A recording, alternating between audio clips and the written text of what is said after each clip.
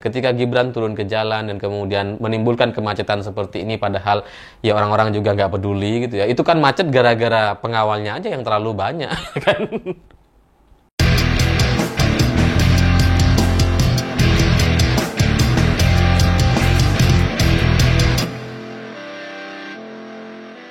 Selamat malam semuanya. Setelah ribut-ribut soal gas LPG yang kemudian membuat masyarakat jadi antri sangat-sangat panjang sekali, sampai kemudian ada yang meninggal dunia gara-gara kecapean nyari gas LPG kemana-mana dan antri harus sangat panjang sekali, ada yang sampai hujan-hujanan dan sebagainya, dan setelah itu kemudian aturannya dibatalkan dan kemudian diakui bahwa aturan bahwa LPG hanya boleh dijual di pangkalan itu bukan perintah atau program dari Presiden Prabowo. Dan setelah semua ribut-ribut ini kemudian dibatalkanlah aturan tersebut, dan setelah gas LPG kemudian juga kembali bisa dijual di warung-warung kecil dan di pedagang eceran, tiba-tiba hari ini Gibran melakukan belusukan. Setelah ribut-ribut di media gitu ya, setelah banyak orang murka, marah sekali dengan gas LPG yang diatur hanya boleh dijual di pangkalan, tiba-tiba Gibran datang untuk melihat orang lagi beli gas LPG. Dan yang paling fatal menurut saya dari belusukan atau tindakan Gibran untuk melihat, meninjau penjualan gas LPG, ini ternyata warga tuh kayak nggak peduli. kayak udah gitu. Ada Gibran ya udahlah. kayak orang biasa aja gitu. Bahwa ada satu orang, dua orang menyapa, iya, tapi mayoritasnya nggak peduli gitu. Mereka hanya peduli fokus untuk membeli gas LPG. Bahkan sampai ada Pak Haji itu kayak nyelonong aja depan Gibran. Kayak, siapa sih ini? Itu kayaknya pendukung Anies tuh. Tolong. Dan Gibran dalam video tersebut itu benar-benar kasihan sekali gitu ya. Dia kayak mematung aja tuh. Dia mau ngapain ya? Mau ngapain? Cuma ngeliat orang jualan LPG, ngeliat orang beli, ngeliat orang nunggu di depan dia, dan ya nggak dipedulikan sama warga gitu. Dan dari sidak atau kunjungan atau belusukan yang dilakukan oleh Gibran, itu ternyata hanya memunculkan, menghasilkan satu berita, satu kalimat atau satu ucapan di mana Gibran bilang, kalau ada apa-apa bilang ya. Habis itu nggak ada gitu, nggak ada beritanya lagi. Dan hanya itu yang bisa diucapkan sama Gibran gitu. Kelihatan sekali dari video yang beredar itu, nampak Gibran itu sangat-sangat kebingungan. Dia nggak tahu mau ngapain gitu. Dia merasa dirinya wakil presiden gitu ya, punya kekuasaan, berkuasa, dikawal sama banyak orang. Tapi dia juga kayak nggak tahu mau ngapain. Dia merasa punya kekuasaan, dia bisa melakukan apa saja dalam imajinasi dan bayangan dia, tapi dia juga bingung gitu. Jadi akhirnya muncul kalimat, ya kalau ada apa-apa bilang gitu. Seolah-olah itu seperti ucapan kita kepada teman kita atau kepada adik-adik kita gitu, yang kadang-kadang butuh bantuan, yang kadang-kadang ya butuh pertolongan dan sebagainya gitu ya. Dan ketika kita bantu ya kalau ada apa-apa bilang ya gitu ya. Kayak ngerasa berkuasa sekali gitu, kayak ngerasa bisa membantu sekali, padahal nggak bisa. Dia nggak bisa bantu apa-apa Gibran ini gitu. Dan karena dia ini kebingungan gitu ya, sampai kemudian muncul kalimat kalau ada apa-apa bilang gitu. Itu kan secara logis itu tidak mungkin bisa terjadi gitu. Emang bisa rakyat bilang ke Gibran kalau ada apa-apa? Nggak bisa. Nggak ada itu.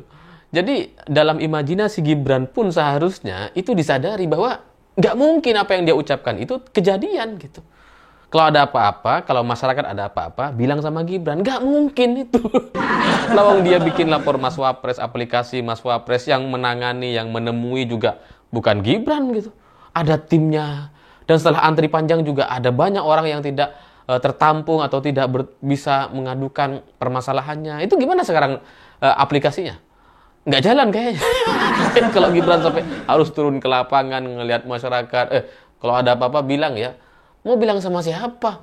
Lawang lapor Mas Wapres saja ya nggak ditindaklanjuti kok, nggak ada apa-apanya. Orang cuma lapor ya hasilnya udah nggak ada.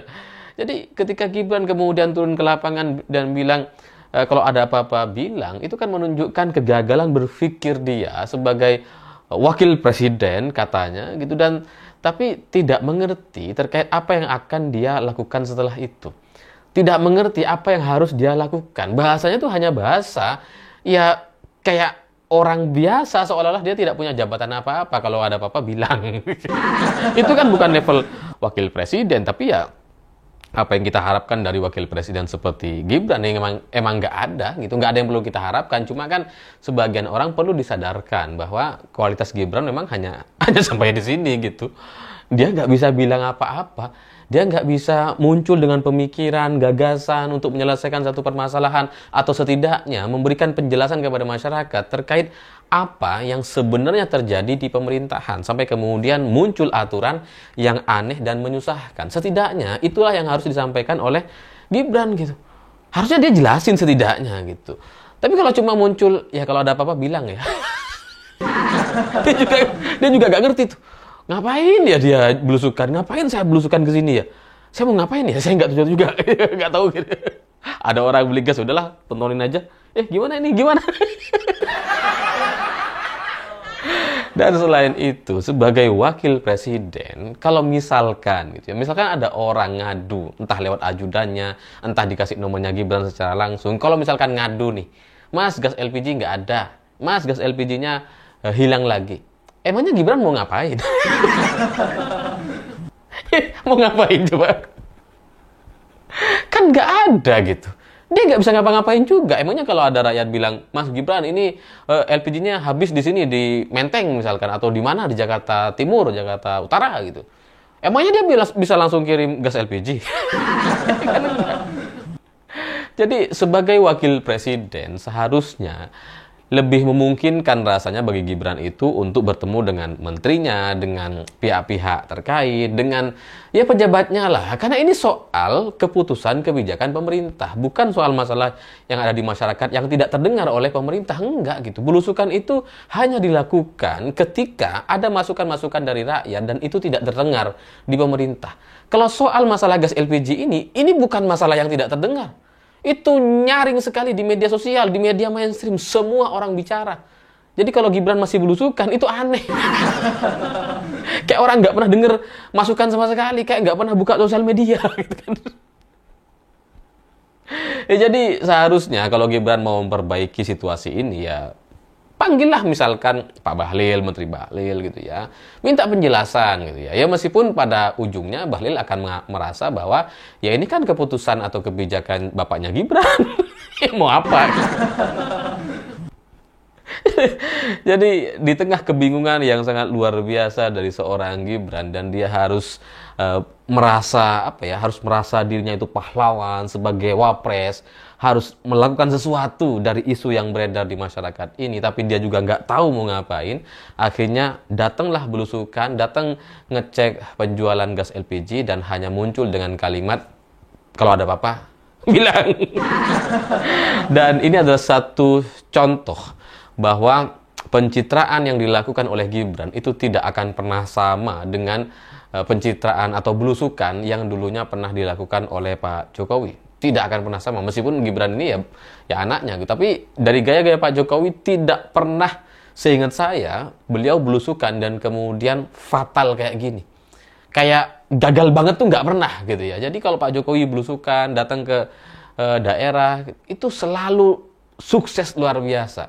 Tapi Gibran ternyata ya tidak bisa meniru apa yang dilakukan oleh bapaknya. Ini adalah satu contoh pencitraan terburuk, karena kemudian orang jadi tidak peduli sama sekali, dan ya terlalu jauh rasanya memang untuk seorang wakil presiden ngurusin atau ngelihat penjualan LPG.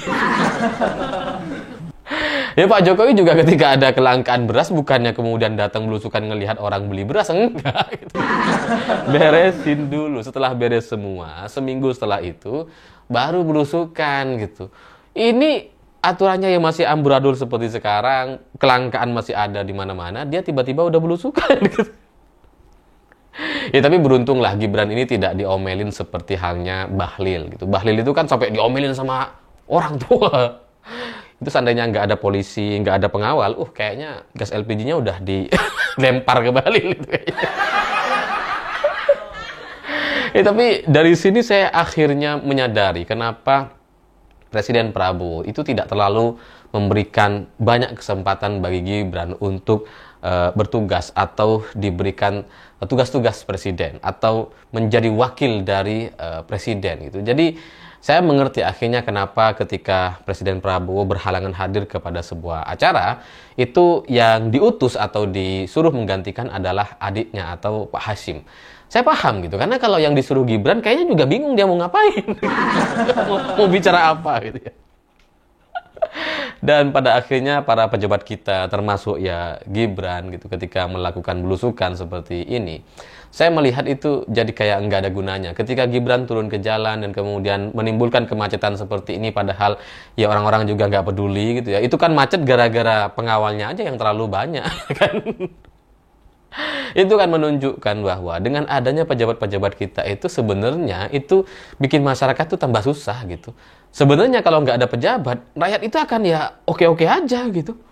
Seandainya nggak ada pejabat, nggak ada keputusan seperti kemarin, nggak ada perubahan kebijakan yang gas LPG hanya boleh dijual di pangkalan saja, itu kan ya tidak akan menyusahkan masyarakat. Jadi sebenarnya pejabat kita itu nyusahin gitu. Lebih baik mereka ini nggak ada, lebih baik mereka ini nggak kerja. Setidaknya kalau masyarakat ada masalah, kita masih bisa menyelesaikannya sendiri. Bukan kemudian dengan cara yang seperti ini. Ketika kita ada masalah dan itu masalah muncul dari putusan atau kebijakan pemerintah yang ngerecokin gaya hidup atau cara kita bertransaksi di daerah dan di desa-desa. Jadi sebelum para pejabat kita itu belusukan seperti Bahlil ataupun Gibran, ya, sebaiknya mereka mengukur dan berkaca, bercerminlah gitu ya. Sebenarnya di negara ini kan kayaknya lebih baik nggak ada mereka.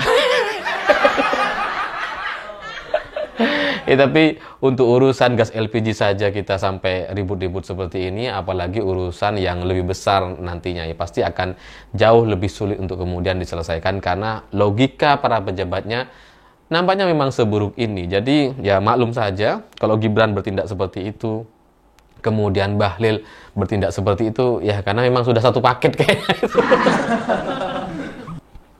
Jadi ya semoga ini menjadi satu pelajaran bagi Gibran, bagi Bahlil, untuk kemudian bisa bertindak lebih baik dan lebih terukur untuk kepentingan masyarakat Indonesia. Saya pikir itu. Terima kasih sudah menonton. Begitulah kura-kura.